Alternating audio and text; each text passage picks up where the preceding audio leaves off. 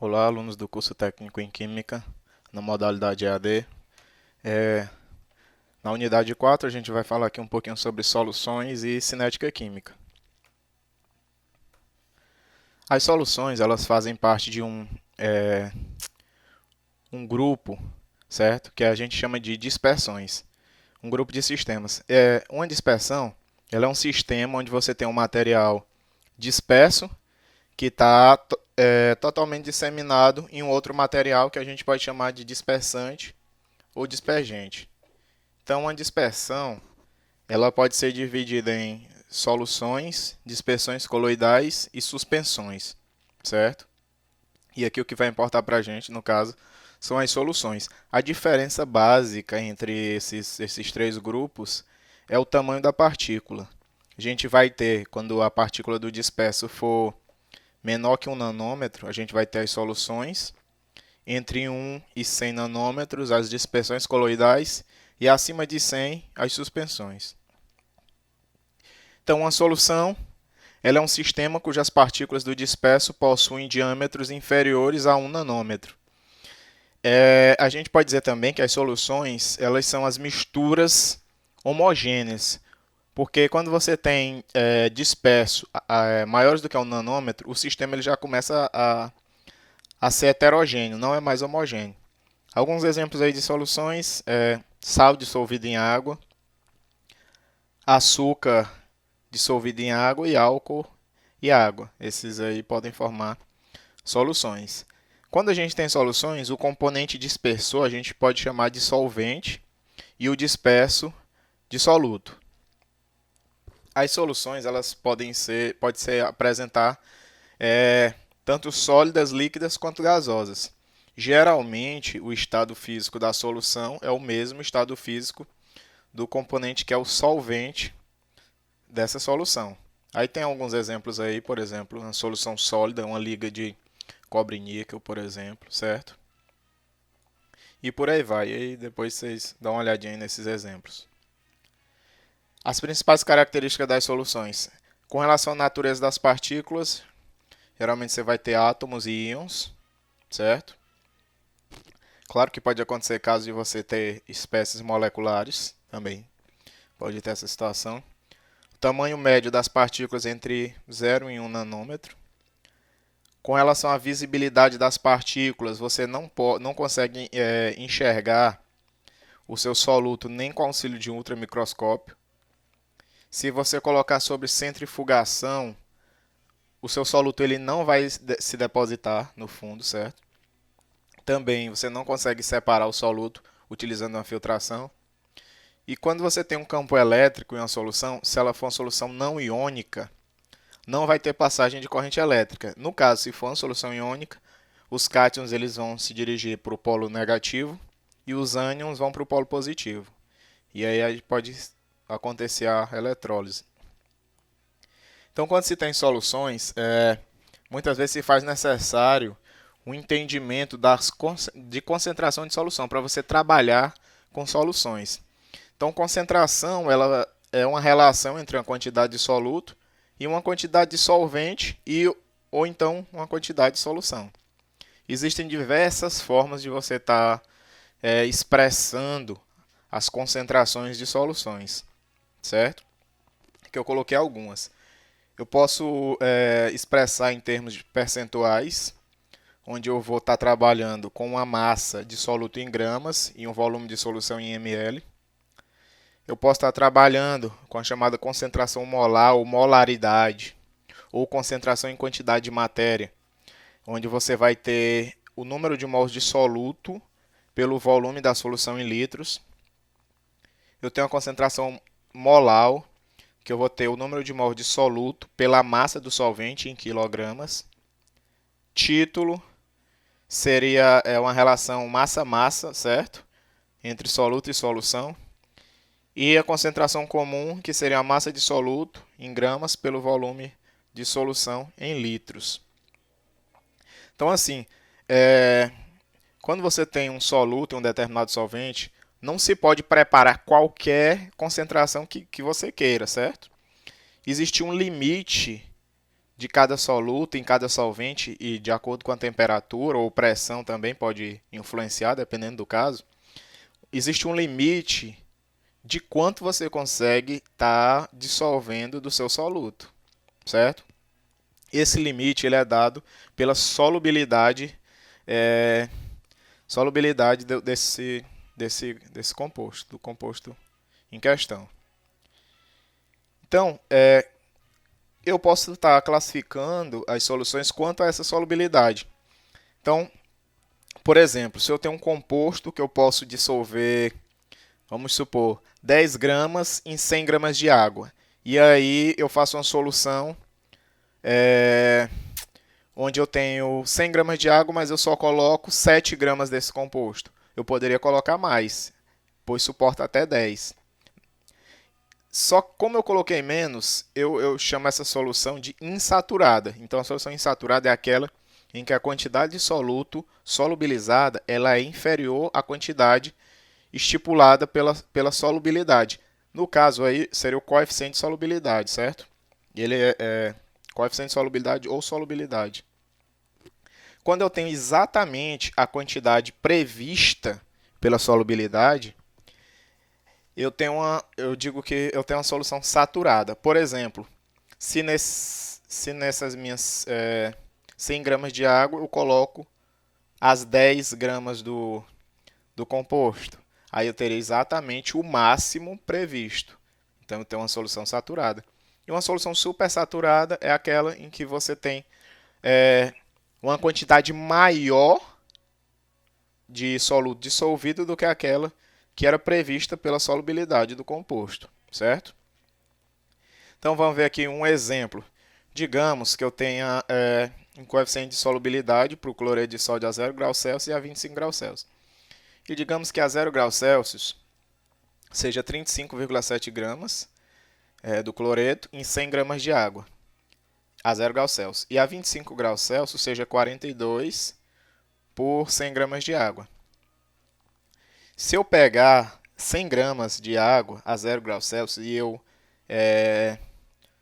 dissolver 20 gramas de NaCl, eu tenho menos do que eu poderia ter. A 0 graus Celsius eu poderia ter nessas 100 gramas até 35,7. Se eu coloco só 20, então eu tenho uma solução insaturada. Se eu acrescento mais soluto até chegar aos 35,7 gramas, aí eu chego no meu máximo. Então eu já vou ter uma solução dita saturada. O que acontece? Se eu acrescentar mais do cloreto de sódio nessa solução, o que acontece? Você não vai conseguir mais solubilizar nada. Vai tudo para o fundo. E aí você vai ter uma solução saturada com corpo de fundo, certo? Aí o exemplo, se você tentar dissolver 40 gramas. Aí você se pergunta, então como é que eu vou obter uma solução supersaturada? Depende de como você adiciona essa quantidade extra, certo? Vamos ver aqui um exemplo. Digamos que eu tenha aí esse caso onde eu tenho uma solução saturada com corpo de fundo, onde eu poderia ter 35,7 gramas dissolvido, mas eu coloquei 40, então a diferença foi para o fundo. Não consegui dissolver. Eu posso aquecer esse sistema. Se eu aqueço esse sistema, vamos supor, um aquecimento até 25 graus Celsius. Em 25 graus Celsius eu posso ter até 42 gramas do cloreto em 100 gramas de água.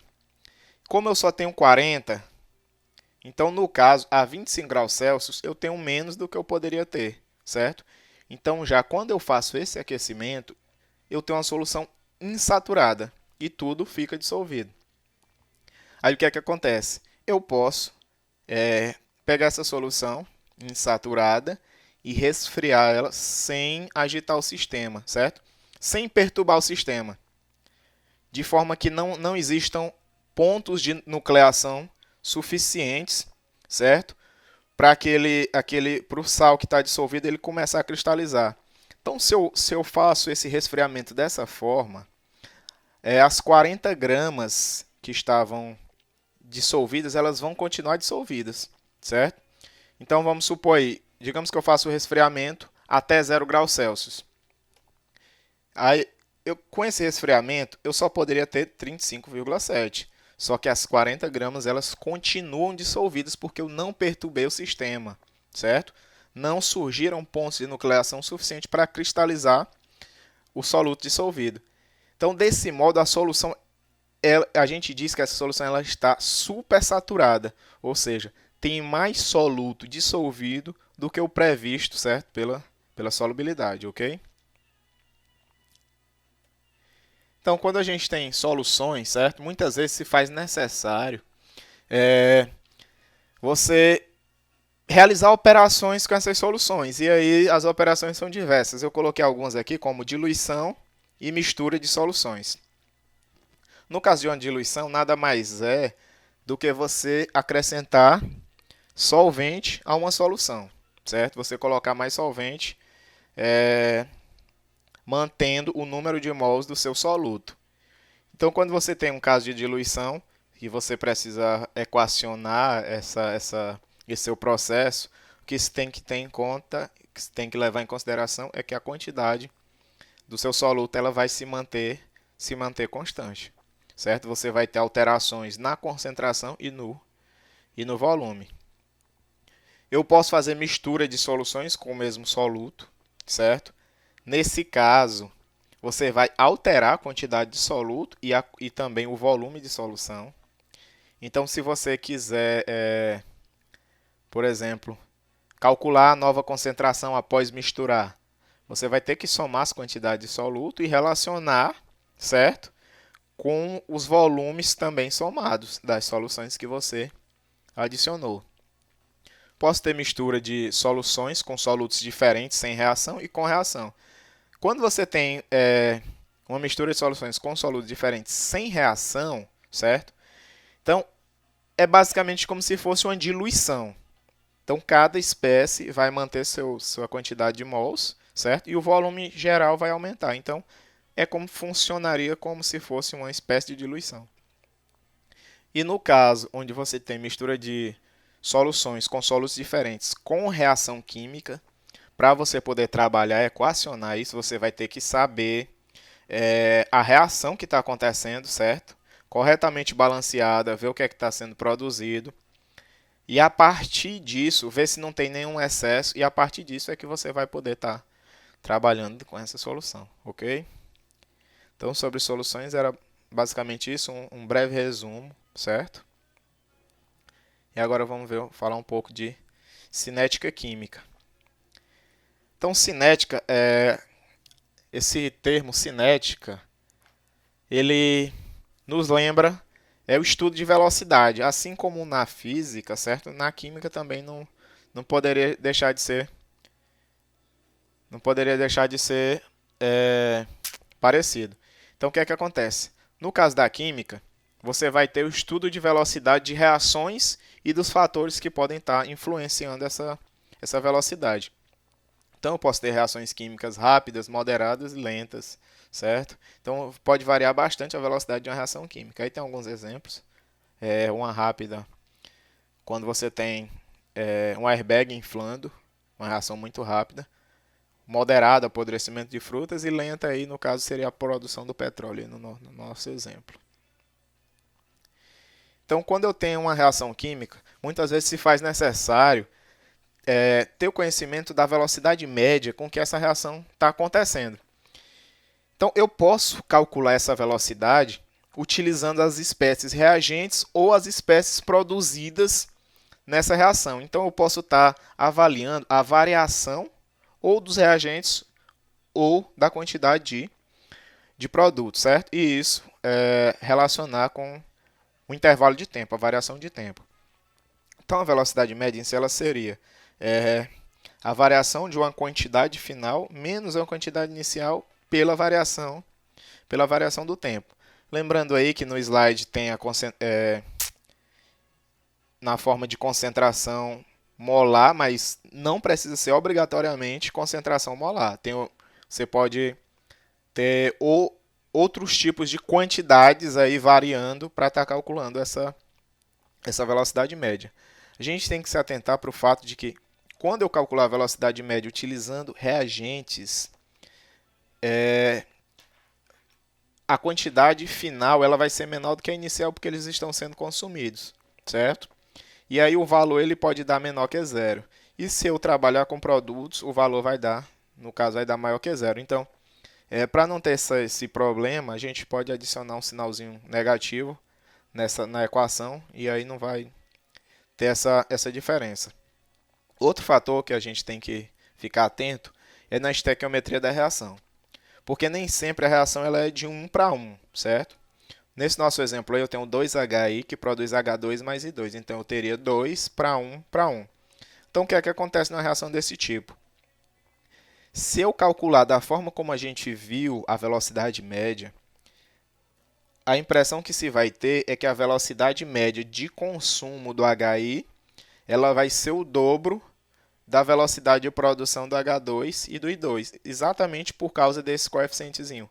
Quando ele variar 2 mols, quando eu consumir 2 mols, eu vou ter a produção apenas de 1 mol de H2 e de 1 mol de I2. Então, a gente vai ter essa impressão errônea, certo? De que da velocidade.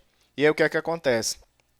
Eu posso generalizar essa equação de forma que não vai depender da espécie com que eu estou trabalhando, e sim da reação como um todo. Como é que eu faria essa generalização? Na relação, pode ser acrescentado, quando você tem a variação de uma quantidade de reagente ou produto pela variação de tempo, você pode acrescentar e relacionar com o coeficiente, certo? O coeficiente estequiométrico que você observa para aquela espécie. Então, no caso, aí, por exemplo, do HI, a velocidade média, como ele é um reagente, eu poderia ter o sinal negativo, a variação da concentração do HI pela variação do tempo, certo? E também pelo dividido por 2, no caso. Então, você acrescenta o coeficiente estequiométrico na equação de velocidade. E aí você não vai ter mais esse problema. Independente de qual espécie que você utilize para calcular, você sempre vai ter o mesmo valor, certo?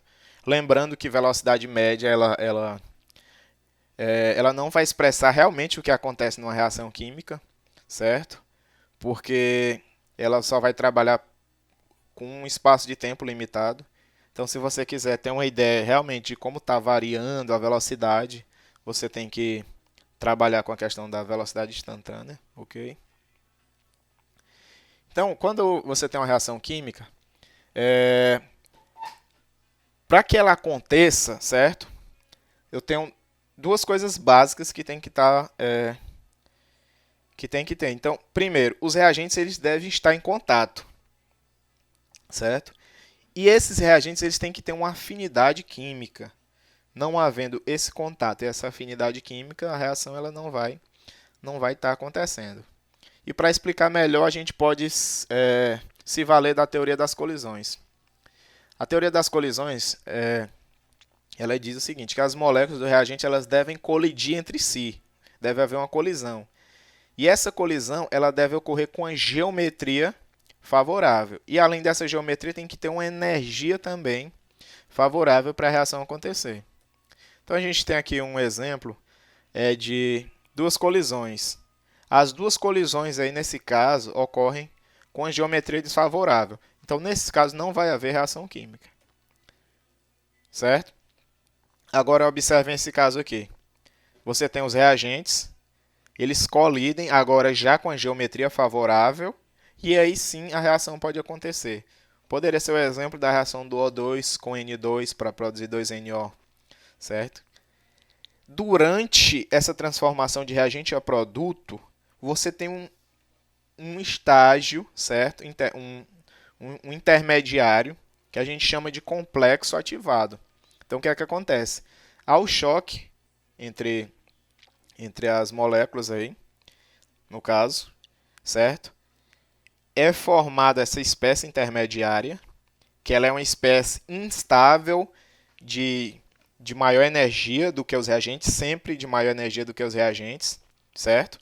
Então, primeiro a reação vai ganhar energia e depois, quando você chega nesse estágio, pode acontecer da reação retornar ou dela prosseguir. Prosseguindo, você vai ter gerado os seus produtos, certo? Então, para que uma colisão seja efetiva, é necessário que os reagentes eles adquiram energia mínima, denominada energia de ativação. Essa energia de ativação vai ser a energia dessa espécie intermediária. Ele tem que chegar nessa espécie com essa energia. Então, a energia de ativação é a quantidade mínima de energia necessária para que a colisão entre as partículas dos reagentes, feita na orientação favorável, seja efetiva. E o complexo ativado ele vai ser um estado intermediário, formado entre reagentes e produtos, em cuja estrutura existem ligações enfraquecidas, que são as ligações que você tinha nos reagentes, e a formação de novas ligações, que vão ser as ligações do produto. Aí um exemplo acontecendo, duas colisões, uma com geometria desfavorável e outra com geometria favorável. A reação só vai acontecer na geometria adequada, certo? Além da geometria, lembrando, tem que ter energia também adequada para isso. E aqui um exemplo mostrando mais ou menos como seria o perfil dessa energia em dois tipos de reação, reação exotérmica e uma reação endotérmica. Então a gente observa aí que independente de ser exotérmica ou endotérmica, sempre você vai ter, a partir dos reagentes, um acréscimo na energia, que é para você alcançar a energia do complexo ativado, certo? Essa energia aí a gente chama de, como a gente viu, energia de ativação. É como se fosse uma barreira que tem que ser superada pelos reagentes. Após isso, a reação, como eu disse, dependendo do caso, pode prosseguir, pode acontecer também de retornar. Prosseguindo, você vai ter a geração dos produtos. E esse raciocínio vai ser semelhante tanto para reações exotérmicas quanto reações endotérmicas. Se você for avaliar a energia global da reação, essa energia de ativação ela vai ser desconsiderada, porque a gente só vai analisar estágio inicial e final. A energia de ativação ela tem uma grande influência sobre a velocidade, porque como é uma barreira que tem que ser alcançada pelos reagentes, uma barreira energética, então quanto maior for essa energia de ativação, menor a probabilidade de você ter moléculas com aquela energia, colisões com aquela energia, então menor vai ser a velocidade, ok? Então vamos ver aqui alguns fatores que podem influenciar a velocidade de uma reação. A superfície de contato. Quanto mais contato você tiver entre as espécies reagentes, você vai ter uma reação mais rápida, certo? Temperatura, em geral, um aumento de temperatura aumenta a agitação das partículas e aumenta as colisões. Por sua vez, aumenta a probabilidade de ter choques com energia suficiente para superar a energia de ativação. A presença de um catalisador. O catalisador ele é uma espécie que vai aumentar a velocidade da reação e não vai ser consumido pela mesma. Então, no final, ele é regenerado. Como é que o catalisador vai agir? Ele aumenta a velocidade da reação à medida que ele diminui a energia de ativação dessa reação. O catalisador ele modifica o mecanismo com que a reação ocorre. Ele modifica o intermediário. Você vai ter um intermediário com energia menor, certo? Então, para chegar nesse intermediário, você vai precisar de menos energia. Então, a probabilidade de você ter mais partículas com aquela energia vai ser bem maior. E a concentração dos reagentes, certo? Em geral, quando você aumenta a concentração dos reagentes, você aumenta a velocidade da reação, mas pode acontecer de casos em que alguma espécie reagente não influencie nessa velocidade, certo? Então, a cada temperatura, a velocidade da reação ela é diretamente proporcional ao produto das concentrações dos reagentes elevados a expoentes determinados experimentalmente. O que é que quer dizer isso? Quer dizer o seguinte, que a influência da concentração dos reagentes na velocidade da reação, ela depende da temperatura, certo? Então, por exemplo, nessa reação aí que você tem A mais B que gera C mais D. Então, a velocidade ela é proporcional à concentração de A e também é proporcional à concentração de B. Esse I aí, matematicamente, é que seria essa multiplicação. Concentração de A vezes a concentração de de B. E o K é uma constante de proporcionalidade, certo? Que vai depender da temperatura. Agora observem, esse tipo de equação aí a gente chama de lei de velocidade. Observem aí que nessa lei de velocidade tem dois expoentes aí, alfa e beta, certo? O alfa em A e o beta aí no B. Esses expoentes, eles só podem ser determinados experimentalmente, certo? Então você teria que avaliar o quanto a velocidade se altera com alterações na concentração de A e quanto a velocidade se altera com alterações na concentração de B, certo? E aí existe o caso específico das reações elementares. Reações elementares são reações que acontecem em apenas uma etapa. Quando você tem uma reação elementar, onde você conhece a equação química que descreve essa reação, certo? Com os coeficientes já estequiométricos, já tudo balanceado, e você tem certeza que essa reação é elementar, ou seja, que ela acontece em apenas uma etapa, esses expoentes eles vão ser os próprios coeficientes de cada espécie. Então, por exemplo, se essa nossa reação A e B que gera C e D, se eu sei que ela é uma reação elementar, então eu posso dizer que o alfa vai ser o coeficiente do A, então o alfa vai ser Azinho, e o beta vai ser o coeficiente do B, que vai ser o Bzinho. Então eu posso substituir se eu tiver certeza que é uma reação elementar. E se eu tenho, é a equação química que vai descrever essa reação.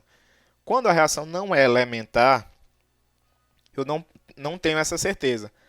Mas se você conhece as etapas em que essa reação ocorre, se você conhece as equações de todas as etapas, e você sabe qual é a etapa mais lenta, esse mesmo raciocínio você pode fazer, só que utilizando a etapa mais lenta. Então, os coeficientes da etapa mais lenta você pode estar utilizando esse mesmo raciocínio, certo? Esses expoentes a gente pode dizer também que seria a ordem da reação. Por exemplo, nesse caso aí, o A está elevado a alfa e o B está elevado a beta, certo? Vamos supor que o alfa seja 2. Então, eu posso dizer que a ordem da relação em relação ao reagente A é ordem 2, certo? E o beta vamos dizer que é 1. Então, seria ordem 1 com relação ao reagente B. E para a ordem global, eu somaria esses dois. E no caso, ordem global seria 3, ok? Por fim, aqui só um conceito para vocês, o conceito de molecularidade, certo? Molecularidade a gente pode dizer assim de forma simplificada, que seria a quantidade de espécies que se chocam por vez para que uma reação aconteça. Então, nessa nossa reação A mais B, que gera C e D, como eu preciso de duas espécies se chocando, espécies A e B, então a molecularidade seria 2. Se eu tivesse 3 espécies se chocando ao mesmo tempo para gerar os produtos, eu teria molecularidade 3, ok?